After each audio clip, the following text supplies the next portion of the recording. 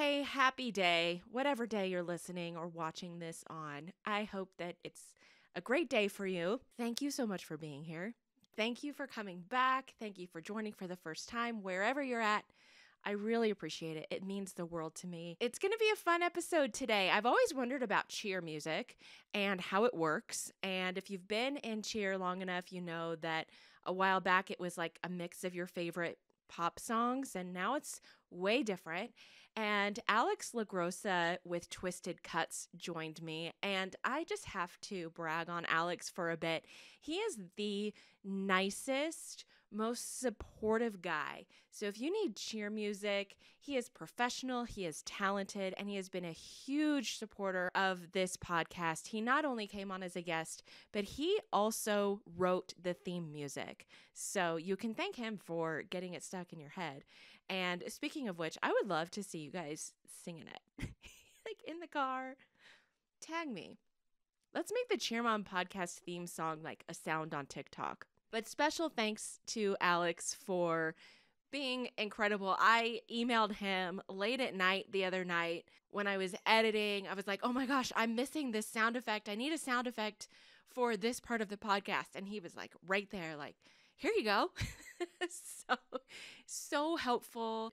And we had a fun talk about the way that a mix works and his process and why the heck it takes so long and why is it so expensive. He let me ask the tough questions. Hey, listen, I would love to connect with you through the podcast. So there's some ways that you can do that. I would love for you to leave me a voicemail. You can go to thecheermomblog.com/podcast and there's a voicemail icon. You just use the microphone on your phone or on your laptop and leave me a voicemail. Send in your questions, send in your thoughts, comments, what you would like to hear about on the podcast. I might play it on the show. And if you want it to be anonymous, that's great too. Also connect through the Facebook group. You can find that on Facebook at the Cheer Mom Hive. If you go to facebook.com/group/cheermomhive, or I'll just link it in the show notes. You can just click it right there and I'll take you straight to the group. And if you're feeling really generous today, I could use some reviews. So that's the way that Apple and all of them legitimize podcasts, is by the ratings and reviews. So if you're on your iPhone or iPad or your Mac, you can actually just click the podcast icon, leave me a quick review. It would mean so much. The podcast today is supported by the Cheer Collection. If you have not seen the Cheer Collection, check it out. It's inspirational, beautiful style for every cheer enthusiast. The Cheer Collection has bangles and necklaces and rings, all with inspirational quotes like hit 0 and 2 minutes and 30 seconds. There are new releases coming soon, and as a listener of the show, you can get 10% off of your purchase. Just enter the code CheerMomPod. That's CheerMom, P-O-D. Enter the coupon code CheerMomPod, and it will give you 10% off of your purchase. Visit thecheercollection.com. All right, let's get into my awesome conversation with Alex LaGrossa from Twisted Cutz. All the moms in the world, let's chat it up. We're talking competitions, uniforms, and all of the above. It's the Cheer Mom, yes, the Cheer Mom podcast. Cheer Mom, yes, the Cheer Mom podcast. Cheer Moms, your podcast is on. I'm so excited to have this guest today. Alex LaGrossa is the founder and owner of Twisted Cutz, and today we're going to talk all about cheer music, how it works. Alex is going to let me ask some of the tough questions, but we're going to get behind the scenes of a cheer mix. So Alex, I'm so excited to talk to you today. Thank you for being here. Thank you for having me. This is an honor. I'm real excited. I appreciate everything that you do for this industry, and congrats on all the success with the blog and with social media and everything. And yeah, I'm just honored to be here. Thank you. And we actually found each other on TikTok. I think the first video of yours that I saw, it cracked me up. It was something like heading into the studio to make music about either a cat, royalty, or some kind of weather element. Yes, I yes. thought that was so funny. The most common voiceovers I've recorded over the years, a lot of programs have similar themed mascots and everything like that. So, and then that doesn't even count high school, which is usually an animal mascot or something along Right. those lines. So, that was that video. I think a lot of people found that humorous. Yeah. So It that was cracked me fun. up, and we've stayed connected over TikTok. You're doing some great things over there, so definitely check out Twisted Cuts on TikTok. If you haven't already, Alex does a great job of kind of giving us a glimpse and have doing some fun things over there. So, Alex, let's just like dive right on in. So, how did you get involved in the cheer industry? Were you involved in cheer as an athlete? How'd you get into this? What's your background and how'd you get into doing music? So, as far as cheer goes, that didn't necessarily start until around my sophomore year of high school. A little bit of a story behind that, but that's when I started. And then when I graduated high school, all the way back in 2004, I know that sounds a little prehistoric these days, but I started coaching right out of high school. So, when I turned 18, I was coaching at a local gym called TNT Elite over in New Jersey. And I was just a tumbling instructor. From that point on, I was running that program till around 2013. And that's when I, took the dive into cheer music. But as far as cheer music goes, that kind of just evolved naturally in a sense. I guess I can kind of take you back to the start. So I was coaching at TNT, and we had another coworker. His name was Mike, and he was like the cheer music guy at our gym. So basically, if you were to tumble at TNT, you'd get a whole package. So you'd get an hour of tumbling, an hour of practice space, and a custom mix, which is a Oh pretty wow. pretty solid deal. Yeah. Um, so along the ways, he was kind of teaching me how to use all the mixing programs, what cheer music was, because I had no idea that this genre even existed. Right. And along the way, as I was kind of learning the programs, kind of playing around with it for a little bit, probably around 2007, 2008, that coworker stopped working at the gym. But the only issue was it was mid-season. So we had a lot of clients who needed music. So the owner at the time, my boss, Todd, turned to me and was like, "You kind of know how to use these mixing programs, right?" I was like, "Kind of, I guess." He was like, "Well, these teams need music. Can you make a mix for them?" And I was like, "I'll go for it." And I made my first mix for a local rec team that we were tumbling, and then from then on out, I was the music guy at the gym, and that's how it kind of all started. Wow. And then you just kind of fell into it then. Pretty much. I was always a big fan of music growing up, just like any teen or young adult. And I was always into sports. So it was kind of funny how, I kind of fell into the two genres that I grew up loving the most, which is music within sports. So it's a fascinating way of how that all turned out. But, as the years went on, I was just doing the mixes for the teams at the gym. But then word of mouth spread. So other teams who we weren't tumbling contacted me. They were like, go to Alex, he's the music guy. I started working with teams in Pennsylvania and New York, because originally it was just Jersey teams for where I'm from. And then probably around like 2011, 2012, I got hooked up with a couple people in the all-star industry, because I was really just doing primarily rec, high school, Pop Warner stuff.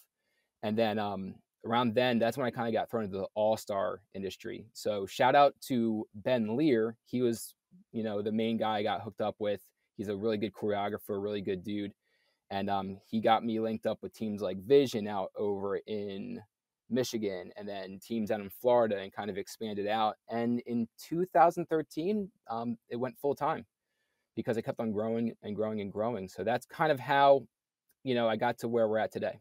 Wow. Well, congratulations. That's fantastic. So you've been around long enough to, and it hasn't been that long since we did all of the switching from, kind of that mainstream pop music to Mm-hmm. custom mixes. But tell me about the differences now. Obviously, there's probably a lot more work that goes into it on your end. But how has the music industry, the cheer music industry, changed in the last 5 or 10 years from having to go from your favorite Taylor Swift song to a completely custom mix? Yeah, it's a great question. So when I started, it was simply just that we would go on YouTube or iTunes and take the music from there, let it be Taylor Swift or whatever popular radio song there is, and kind of just, make the cheer mixes out of those songs. Around 2015, I think it was, is when things started to kind of hit a crossroads between the record labels and the cheer industry. And, I think it was either 2015 or 2016 where we had to start telling clients this is not going to fly anymore, because a lot of people don't know this, and maybe some people do, but Sony Entertainment sued the heck out of the cheer industry. Oh, So wow. back in 2016, producers were getting sued in astronomical amounts. Like each individual producer, you can probably, I don't know who necessarily, I'm not going to name anybody, but they were getting lawsuits of $150,000 plus. Wow. And Sony was taking a big aim at a lot of the copyright infringements that were going on, because technically speaking, if you take someone's song and then use it in your own personal work, aka a cheer mix, you have to get proper licensing from that. So that's why the industry shifted around 2016 to like, hey, we can't use radio songs anymore. But the only difference to me at this point in time is you kind of have to try a little bit harder to impress a program off the bat, because back then, if a team got to hear their favorite, I don't know, Ariana Grande song, the mix itself didn't have to be amazing, but because they had their song in it, they're super excited.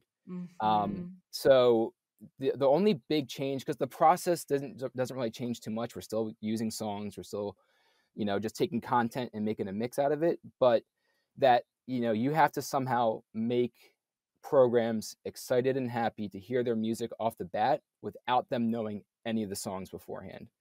So I think that was the biggest challenge. And then also trying to, the transition was tough because it was a lot of sticker shock. It was a lot of uncertainty. In 1 year, you went from one extreme to the next. So, but now, we're kind of all past that. And I think all those other little things are a little bit easier to come by. So is it hard for you to come up with X amount of unique songs that, like you said, that wow a program? Do you find it hard to come up with something different every time? Because it seems like it would be, and excuse me if this is an ignorant question, but it seems like it would be easier to, like you said, pick an Ariana Grande song or pick a Taylor Swift song or pick the Shut Up and Dance was like, oh my gosh, if I heard that song in a cheer mix one more time. So I'm thankful for that. But those are different. Those are kind of different sounds. And so it's easy to kind of repackage those and put them into a cheer mix. Is it harder to find your own and create your own original sound, to where if you have two of your teams that perform back to back, that those sounds would sound totally different? Yeah, it's a kind of a yes and a no answer, where it was kind of funny actually. Back in the day when we were using radio songs, I found that I heard the same song almost more often than today, because everybody wanted Yeah, the new that's Katy true. Perry song, everyone wanted the new Lady Yeah. Gaga song, and we would get, I would get the song sheets from all these clients, and the first 3 or 4 songs were almost the same every time. Okay. Rachel Platten fight song and everything. So and a lot depended on what Senior Elite or Top Gun had in their mix the year before, and then we would get all those requests the next year. So Interesting. we would hear a lot of stuff like that. But speaking on just Twisted Cutz alone and my process and my team's process, it can be challenging if you don't prepare. So during the off season, I go through our music catalogs that we have, available licenses to choose from, and I go through all the new stuff that they released, and I start to download it, chop it up so I can use it for a cheer mix. A lot of times I catalog it by like lyrics, different sound styles and stuff like that. So, that takes a lot of time, but if I do that, then it's not too difficult to then, find good songs that match the team. The one thing with me personally is I have a level of OCD that can be a pain in the butt sometimes. And this past season, I released every single one of my mixes. So to me personally, I made it a point to where I don't want to reuse any songs. I want to try to make it as different as possible. And that's definitely a challenge, like having to wake up every day and just make up Yeah. something brand new out of thin air. Um, Yeah. so, so as if I don't prepare, then yeah, it's crazy. But we have an abundance of songs to really choose from. We have different music catalogs online that, I have licenses with 3 or 4, and there's thousands and thousands of songs to choose from. So there's still options out there. It's just, again, a lot of times, you don't have that. You have to listen a little bit harder as an athlete to be like, all right, what am I listening to? I don't recognize this song, but I do like it. So there is that challenge as well. So, what goes into making a cheer mix? What are all the elements? Because my son always teases us. He's like, I walk into a cheer competition and it sounds like one big video game with all the different sound effects. So we know about the dings and the drum rolls and all of the things that are connected to skills. Yeah. So there's that, but really, what makes it all come together? So that's to bring a cheer mix together. It's really just how do you seamlessly take a bunch of content and somehow make it match a visual, Mm-hmm. and that's the challenge in itself. But I mean, it's really just there's the process of a cheer mix coming together. One, the overall process depends on what package someone gets. So if they want a more simplistic mix, like a more budget friendly mix, it's a little bit less of a process. If they want one of our like crazy customized full original mixes, that's a whole separate process. But just taking content and just placing it within the music or the music mixing program that we use and somehow trying to like kind of sew it together, is Yeah. really what it's all about. And we use different things like, drums and what we call builds and risers, where you hear like something kind of like escalate up, to kind of try to glue it together. But um, I'm trying to think of really kind of how to explain it better than that. It's just taking content and scoring a visual, pretty much, Putting if it that makes any together. sense. So what I didn't give you this question in advance, but I'm super curious. What, in your opinion, makes or breaks a cheer mix? What do you think is like one or two key elements that really makes a cheer mix special?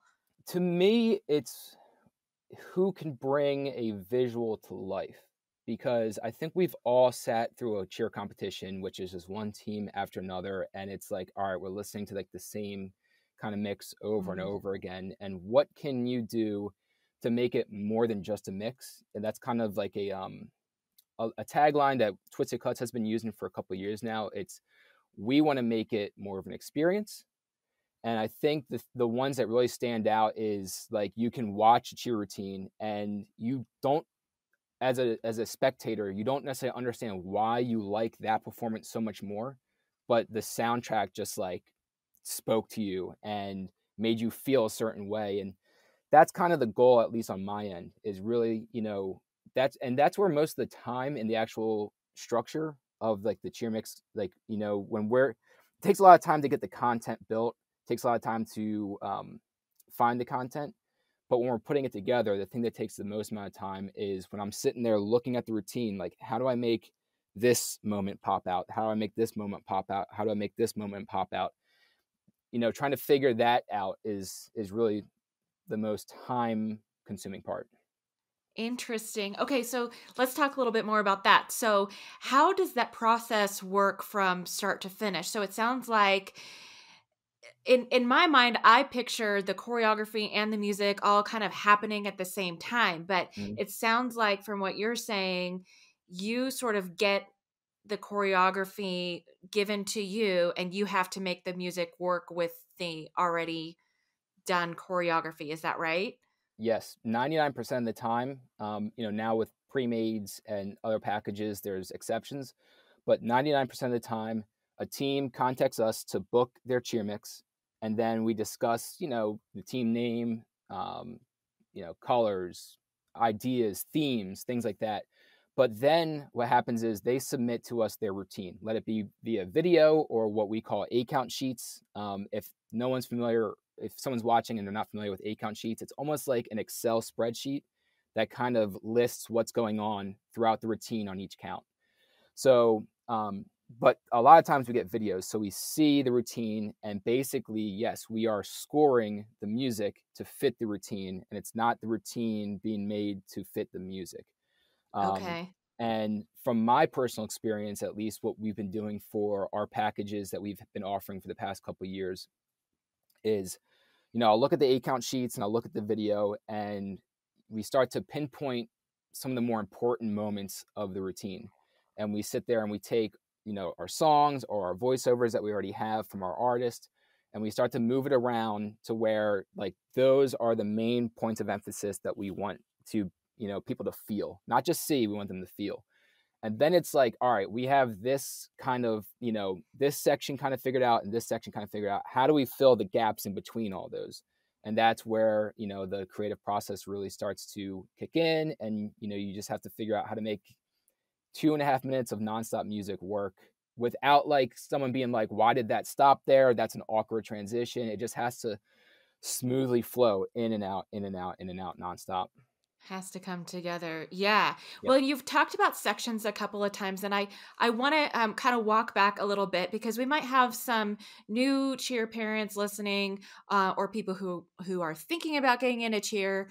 So what do you mean by sections? Because I have in my mind what I think that means as a cheer mom, but as somebody who's mixing cheer music, what do sections mean to you?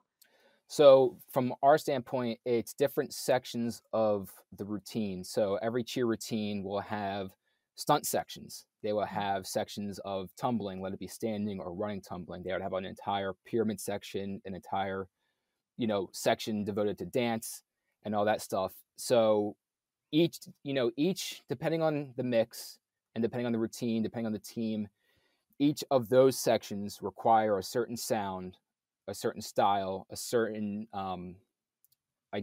scoring to the visual that we have to put together.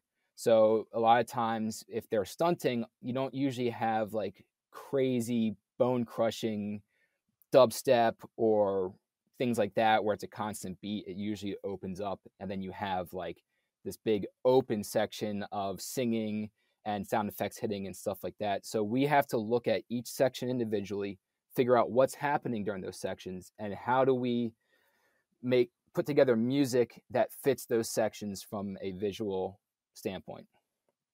Interesting. So those, yeah. So a lot of times, like, it's funny because, when you listen to the final cheer mix, you listen it from start to finish. But a lot of times we're piecing it together all different places first. So I might get, halfway through the routine and be like, all right, I'm starting this section here because I'm most confident about this content going here. And then I'll figure out what comes before it. Then I'll figure out what comes after it. But a lot of times the intro to the mix is sometimes the last thing I think of and how to move on from there. Yeah, it's not chronological order at all when we're putting it together. Wow. Interesting. So do you have like a tune in your head and you like record it and maybe you choose it for a team later, or do you wait until you get a routine to write music and do those voiceovers? So we do as much preparation as we can. So Okay. for some of our lower end packages, maybe not lower end, but more, not as customized, more budget friendly options, it's primarily just my vocals and songs. So the prep work is really just finding out as many songs that I think is going to work for them, and things like that. When it comes to the more customized stuff, especially our full originals, we're spending weeks, if not months ahead of time making that content. So we Wow. have writers, we have singers, we have rappers, we have people who make instrumentals. So the goal is when the day of the production starts that we have set aside for them, the actual production of putting together the mix, we already have all the content in place. or we have all the content made, all the content selected. A lot of times we have coaches that still choose their songs, things like that. But there are definitely times, though, where we can prep all we want. We have an idea of what the stunt song is going to be. We have an idea of what the pyramid song is going to be, of what the tumbling song is going to be. But then I'll look at the routine and I'll be like, none of this works. And it's like, all right, last minute, I'm on the phone, I'm writing emails to my artist, I'm going through our music catalogs, and I'm like, all right, we're kind of not necessarily abandoning ship, but hey, I thought this song was going to look really well, and maybe it doesn't, hold up to my standards anymore now that I'm seeing the choreography. So that's a really good point, and a funny thing that you're bringing up, because we're preparing, but then we don't know what's going to happen until we see the routine. And a lot of times things go out the window. Sometimes things work beautifully, but that's the wild card. There's been plenty of times where I'm like, oh, this isn't going to work. We have to start over in this section. So Interesting. So you don't just say, well, this is what we made for you and you got to make it work. You really customize it to their routine. From my standpoint, just the way my brain works and Twisted Cutz Mhm. works, yeah, it's tough for me, again, going back to the whole OCD thing. And I think my clients by now, they kind of see it as well. Yeah, I have a tough time getting excited if it's not like looking good to me. And if I'm not getting excited about it, it's very difficult for me to push through that feeling and send it out. So I have to figure out, how do I get excited while I'm watching this? How do I get motivated while I'm watching this? As when I say watching this, watching the mix to the routine that we're building.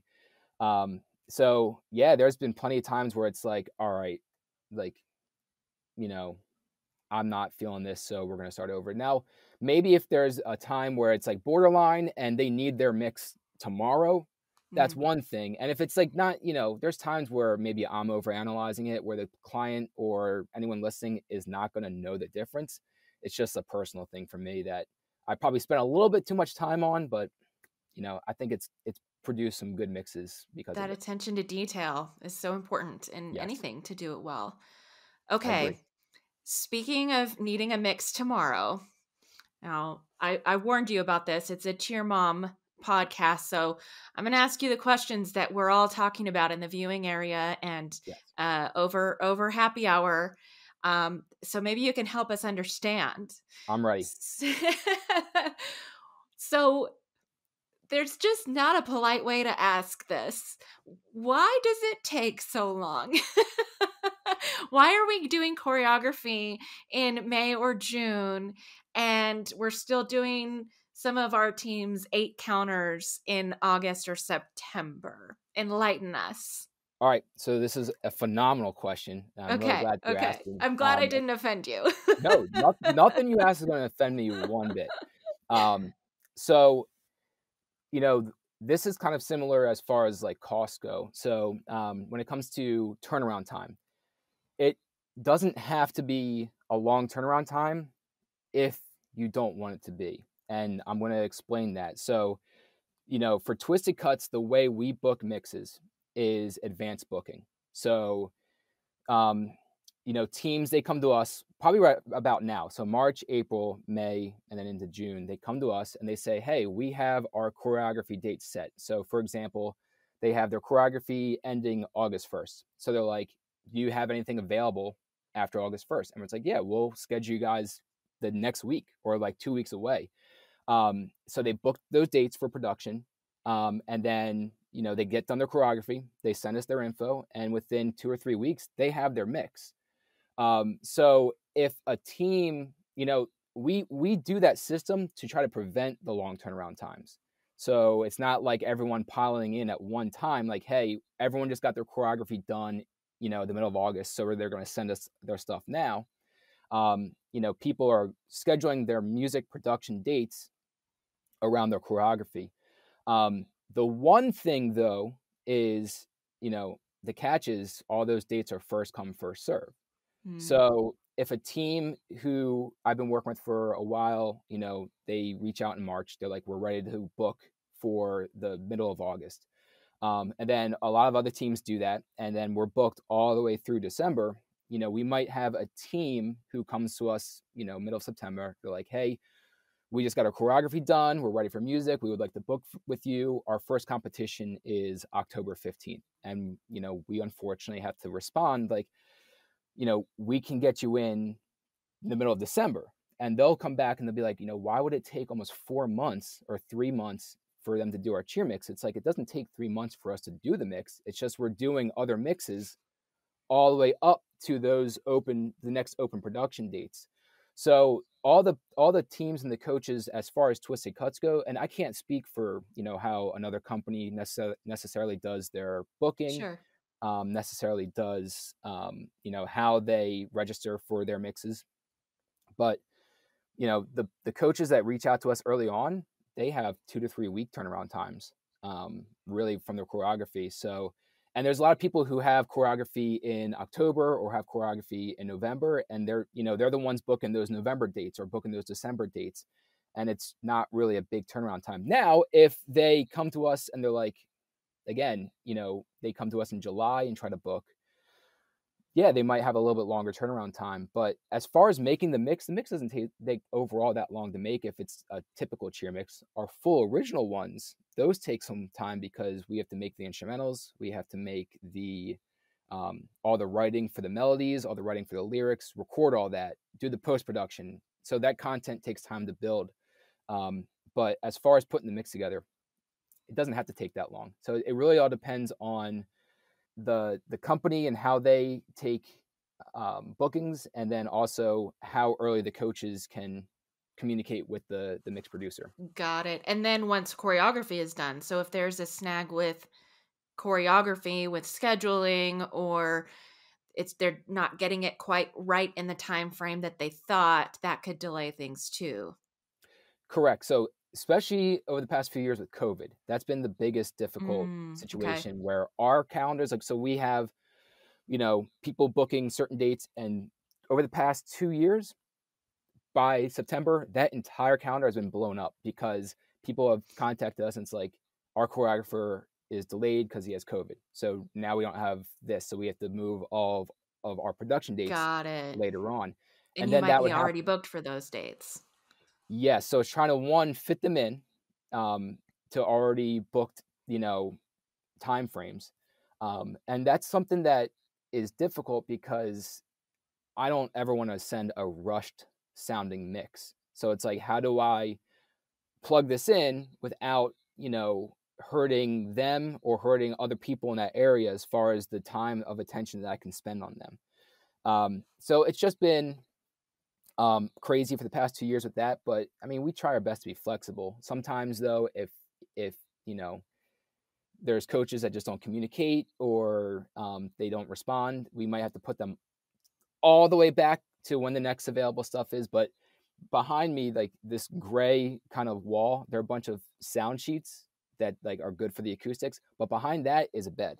And I slept in this studio for like 3 months straight last year because it got crazy. Everyone had to reschedule to October, November, December. And I was like, all right, I'm doing what usually is a 6 month job in 3 months. And it was insane. I remember that. I remember everything. It's like, are we even going to have a cheer season? And yes, but no, but yes, but everything just it was changing all the time. And a lot of uncertainty, crazy. but what's funny is we have the advanced booking to try to help alleviate the turnaround times. So most of my clients, again, they only have like a 2, 3, 4 week turnaround time because they schedule all their production around their choreography. But we're also doing things to either offer different packages or better our system to kind of have, I would say, almost like a salon or barbershop concept where we highly recommend you book in advance, you make an appointment, but we want to also allow those walk-ins as well. So, someone maybe last minute needs something. We don't want to turn anyone away. So if we can fit them in, we will. But that depends on the time of season for sure. Okay. And we're going to talk about some of your affordable options too here in a minute. But I also want to ask, we always say at least at my house, we're like, man, we're in the wrong business. When we look at the cheer bill and we go, the music was how much? Oh man, I'm in the wrong line of work. So explain that to me, because I have heard you say you have a team, you have a catalog, there's licensing involved. So I'm sure there's cost involved for you. So educate us on that part of it. Yeah, I think any expense, especially in cheer right now, is something to discuss, because I think, with a lot of other things, inflation, gas prices right now, like the tightening of the belt is big time, and this sport especially has increased in costs over the Mm-hmm. years, as Mm-hmm. well. So, as far as music goes, um, it's kind of like with price, similar to turnaround time. It doesn't have to be expensive if you don't want it to be. So, just speaking on Twisted Cutz alone, we have a wide range of options. So you can get a Twisted Cutz mix for literally down close to $100, all the way up to our full originals, which are super expensive, but there's 7 options in between that you can choose from. Mm-hmm. So it's really up to, and that's just with Twisted Cutz. You can go through many other options as well. Like, there's a lot of producers out there that offer things at lower price points, and there's some of the more well-known production companies that offer things at higher price points. But it really just comes down to what the coach and the program, how much value they put into music. So from an actual cost standpoint, like, I kind of look at it as, almost like the car industry, where, if someone has a budget for a Lamborghini and a Ferrari, that's something I would never buy. So a lot of people would be like, why would anyone spend that much money on a car? It's like, well, to them, they find the value in it. Then other people would go down to, hey, how about Mercedes or Audi or Tesla? Like, those are options too. But if you don't like that, then Toyota or Honda or Volkswagen and so on, or a used car. Like, I have a used car, Mm-hmm. let it be a pre-made mix or something like that. There's so many options if you look at the right place to, if you want to lower your bill, you 100% can. But it's really what people, I guess, value. And I think music is a very important part of every routine. So, from that standpoint, it doesn't have to be. Like, it doesn't have to be a budget breaker. There's so many options and stuff like that. But to your point, as far as why maybe a mix might cost a few $1,000s, because I think that's when people see some of those mixes, they get that sticker shock. They're like, why would that ever cost that much? Mm-hmm. From my personal, I guess, process and my team and everything like that, my top package is the full original. That's the one that's like cleared for flow cheer. That's the one that is made from scratch. So we make everything from scratch, from the instrumentals to the writing, all the melodies. Like, there's no licensed stuff created all for the mix, all for the team. I have 5 custom packages. That mix alone costs more to make in production costs than the total cost of the 3 bottom packages in general. So the costs associated with that are astronomical. So that's why you get up into that price range. But again, we offer that for people who want it, but we also offer all the lower options if people want it. And surprisingly, maybe not surprisingly, but we just opened registration for this past year, and we had a lot of bookings in March. So we have 5 packages to choose from. Almost everyone so far has booked the top 2 packages. So they've chosen, even though there's a lot of other options as far as more budget-friendly options, they've chosen to go with those higher-end mixes because they find that to be the most valuable ones for them. Speaking of making things from scratch, I would love to know where you get your inspiration from. As somebody who's a musician and a music lover myself, where do you draw your inspiration from? Everywhere I can, I think. I believe there's kind of a general sound to cheer music. So it is a genre. So you have like things that typically come with a cheer mix as far as the sounds go: pop, EDM, hip hop, some dubstep, things like that. But I kind of just take it from anywhere I can. And Honestly, the inspiration is, it comes from each mix, because a lot of times we have different themes. We have different, levels that we have to, make sure that we're putting that sound to. As far as inspiration goes, it's just really just taking it from wherever I can, going back to, like, for example, some of the mixes I did this year were for Cheer Athletics Columbus. And, Mm-hmm. their whole gym is based off of like Greek mythology. So we had to go into the bank and be like, all right, let's think of sounds that would be really cool to that stuff. So we have one of Interesting. the teams is called Nick's Cats, and we have like this whole, like, it almost sounds like a Greek god or goddess from Mount Olympus and things like that. Like, it's really cool stuff. One example, like, if you listen to a lot of my cheer mixes, I do these things called crowd vocals, where it's like this big shouts and it sounds like it's like 10 people shouting at the same time. That came from me listening to pop punk and things like that. There was a band called Set Your Goals. I was driving in my car, and this section of their song was just hitting so hard, and it was these big crowd chants. I was like, I'm going to put that in some cheer music. Oh, And cool. we went from there. And then I think last year I did one of my favorite mixes ever was for a team called Twisted Sister by they are from Rockstar Cheer Lake Norman, and we made it sound like a whole entire rock concert. It was like the coolest thing. We did guitar solos. We tried to make it sound like Twisted Sister. So it depends on the theme, depends on the team, but we just try to get inspiration from every angle as we can. That's awesome. I love that. I'm glad you do. That So makes me cool. happy. I'm just geeking out over here. Yeah. Yeah, and everyone else has a different viewpoint, but that's just where I come from. And we kind of sit, like, my team and I, we kind of take our own time to kind of let the creative juices flow, and just hope for as much creativity as possible.